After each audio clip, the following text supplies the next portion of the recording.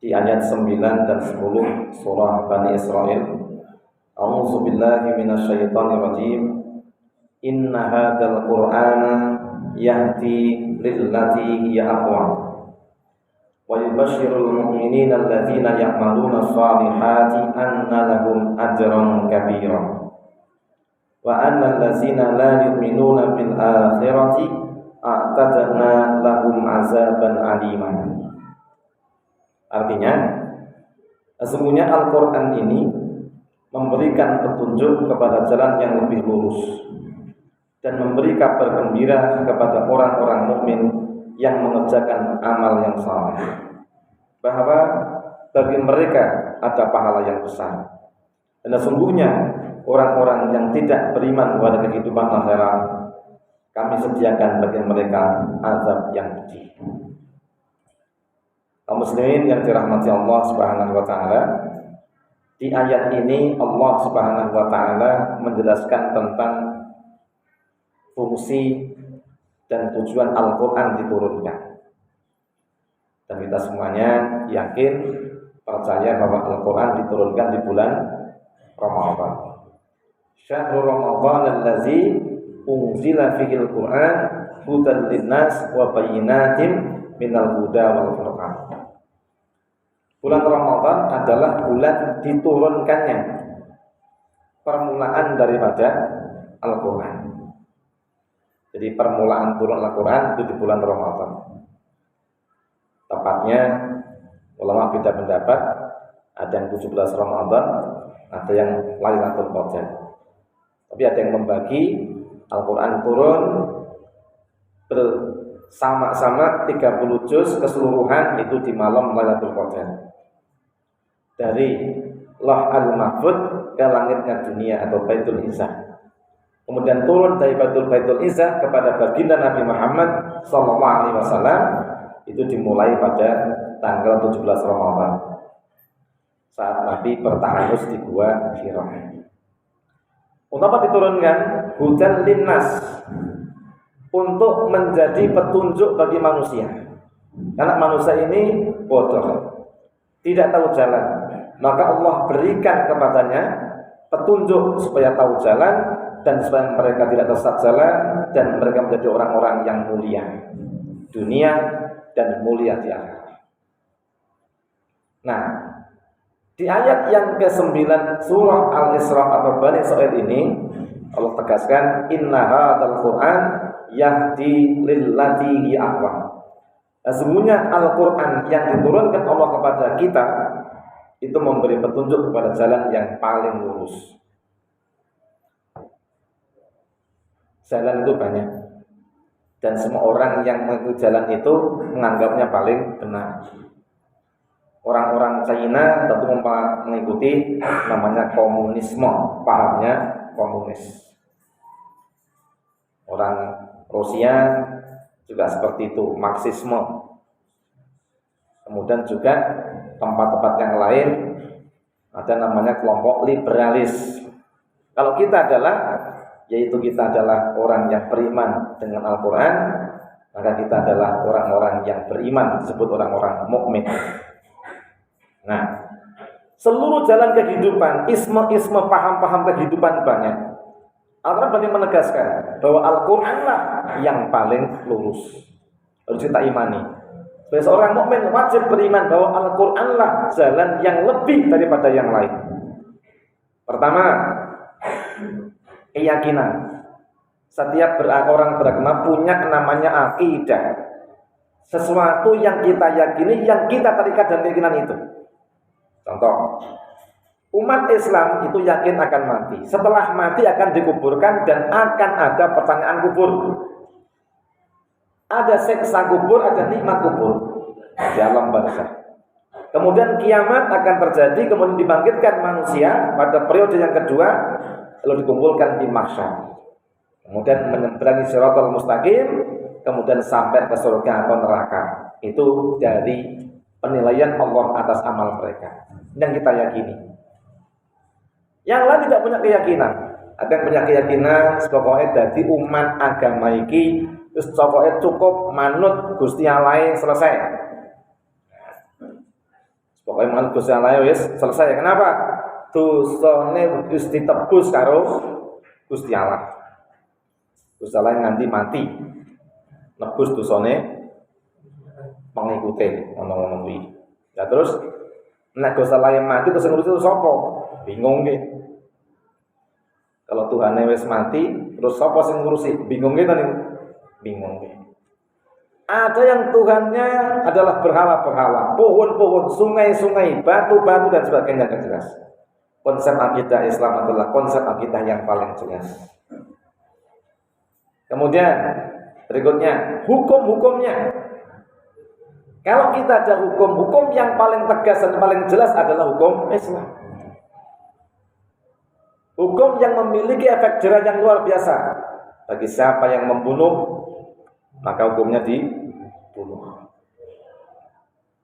Barang siapa berzina sudah pernah menikah, hukumnya dirajam, meskipun kita belum melakukannya. Mencuri 1 nisab, potong tangan. Begal, pateni. Negeri kita ini belum Quran, kenapa? Begal malah dilindungi undang-undang, korbannya malah mlebu penjara. Negeri kita, kenapa? Belum melaksanakan undang-undang syariat. Nah, kenapa seperti itu?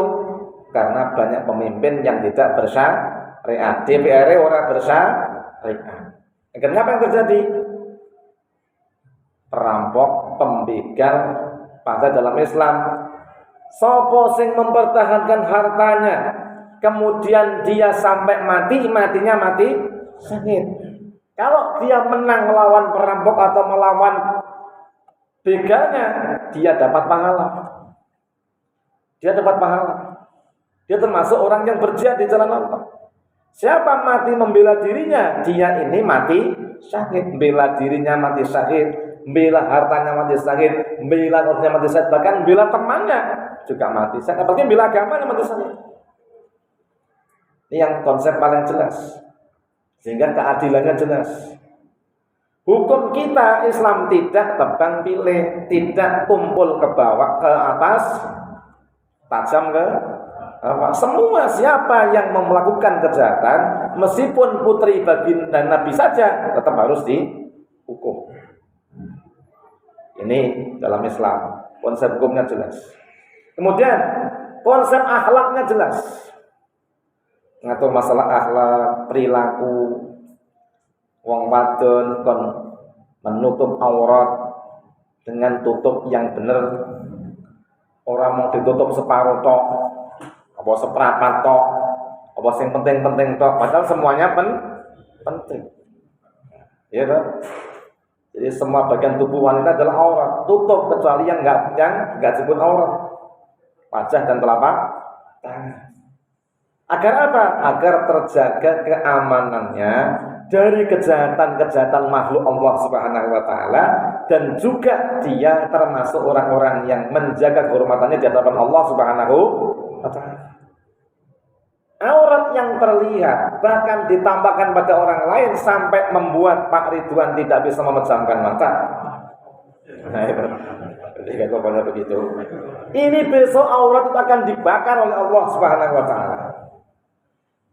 Dan orang-orang yang suka melihat aurat akan diculaki matanya. Nauzubillah min zalik. Nah, sekarang oke, rasa gula metu dhewe. Ini konsep akhlaknya. Orang muda wajib menghormati yang tua. Laki-laki melindungi wanita. Dalam agama diatur undang-undang keluarga, istri wajib taat suami. Konsep liberal tidak. Sama-sama. Lanang wedok padha-padha duwe powere. Ada namanya emansipasi. Emansipasi.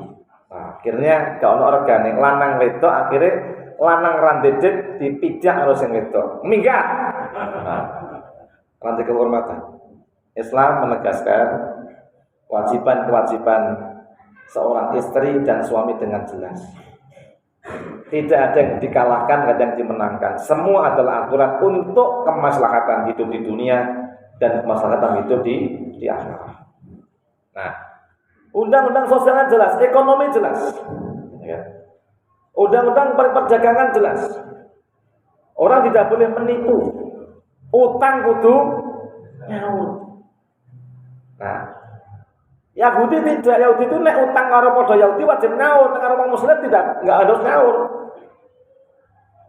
Di ayat 75 Al-Imran disebutkan wa min ahlil kitab man intakman hubiti bikin qari yu'addihi ilaik.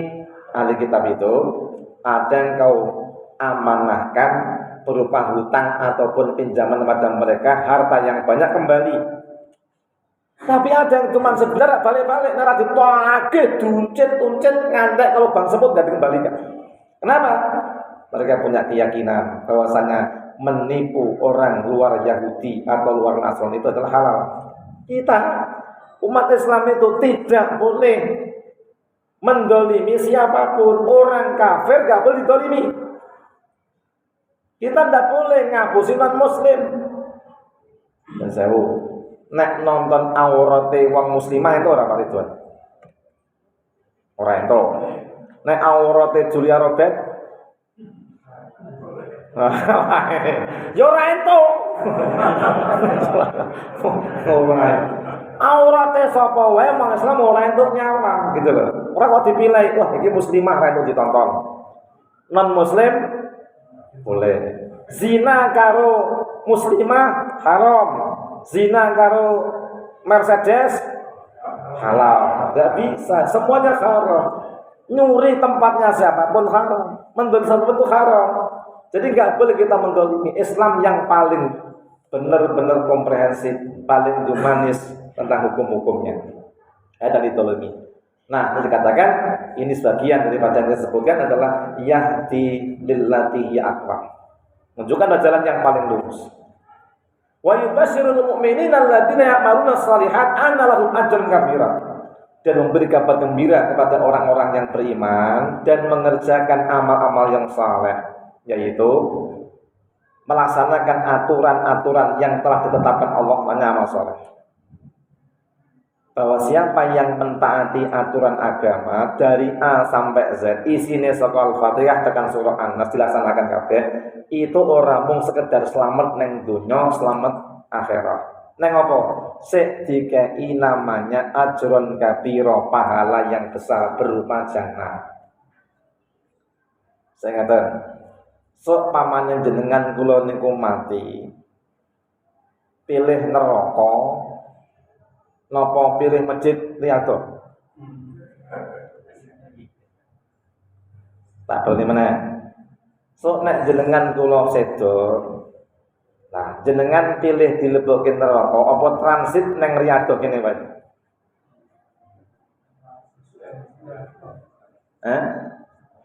Pilih neng neraka ya wis. Lebu nek ngono. Mending ora gelem to. Lho, nek awake dhewe iki gak mlebu neraka, terus dilebokne masjid riyadhah iki berarti kan selamat. Selamat. Ora mung slamet tok awake dhewe gak dilebokke masjid riyadhah, ning mlebune Jannatul Firdaus. Ora mung sekedar slamet, ora kena siksa neraka, ning jenengan kula dilebokne panggonan yang indah namanya jannah, surga. Itu namanya pahala yang besar. Di sana diberikan balasan dari setiap item-item kesalahan yang dikerjakan, dari semua amal yang dia lakukan, itu akan dibalas dengan pahala Allah, termasuk pahala puasa jenengan, pahala ngaji karo ngantuk ngene iki. Itu ganjaran. Omone sing mulai itu. Sing playone entuk ganjaran kok. Omone sing ngrungokke ro nyatet iki. Pahalane nek ku ceramah. Ya toh? Sing muni-muni karo sing donan-donane penak ndi? Penak sing ngrungokke rek penental kene mikir barang kok piye?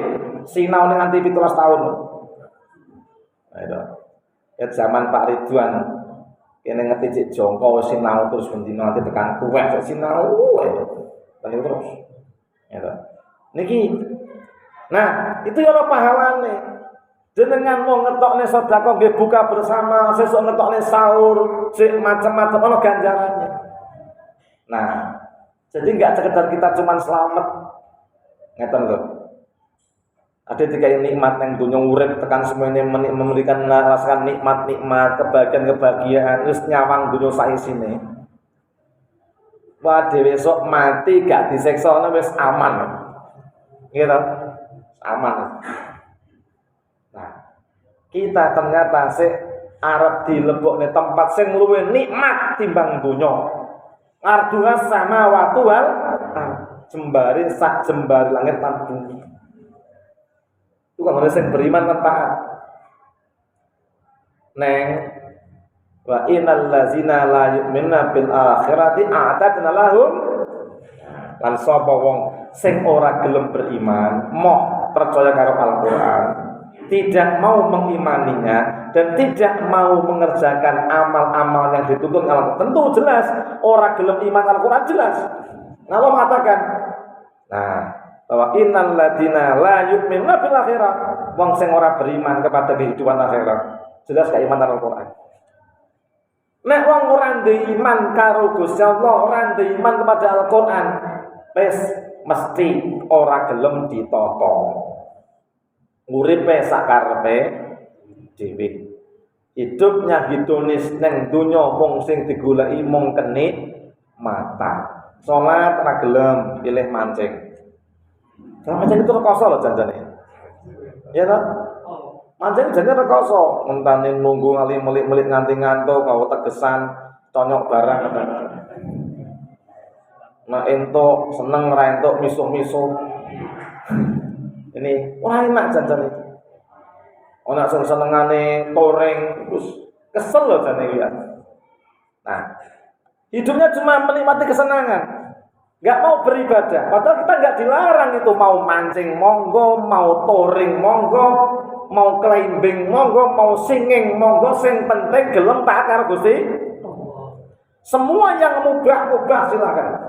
Arep begadang monggo, arep dolan monggo, arep nyandi monggo, sing penting ora maksiat boleh. Neng tetap wajib taat karo Gusti Allah, wajib beribadah. Jenenge wayah salat tetap salat, wayah poso tetap poso, wayah ngaji tetap ngaji. Ora kok kemudian diperungke kabeh sing digoleki mung kesenengan. Hidupnya mung mangan wareg, ngombe wareg. Ngger minggu goes, golek wedang seger. Rodawan gosar, golek sarapan. Ora enek ketaatan. Lah, yang seperti ini berarti orang enggak beriman. Gandeng neng dunya wis dientek-entek golek kesenengan, neng akhirat nggone dikek neng nggon sing paling menyedihkan apa? Wa adatna lahum azaban alima, kami sediakan mereka akan ditunggu dengan azab yang pedih. Gandeng kowe neng dunya mbiyen ora gelem ditata, uripmu kaya togok ditata megogok. Sak polah-polahmu dhewe, sak gelemmu dhewe, wis karepmu nikmatilah. Masih ta urip senengmu. Wal mal masih ta kowe arepe mati lan ngamal sasenengmu arepe dibales karo Gusti Allah. Nek ora ditata terserah ora apa-apa, neng bakale sing arepe tok tunggu ya kuwi siksa. Nah, sampean ora percaya tunggu saja. Kami menunggu dan kalian juga tunggu. Betanteni neng neraka jahanam dan sampean juga ya tunggu di neraka jahanam. Inilah yang berbahagia. Karena itu monggo nek wis beriman tenangan, ojo miyak. Mari kita imani Al-Qur'an, kita amalkan dan mudah-mudahan menjadi orang-orang yang benar-benar istiqamah dalam beramal, husnul khatimah, dan kita kembali kepada Allah mendapatkan jannahnya Allah Subhanahu wa taala.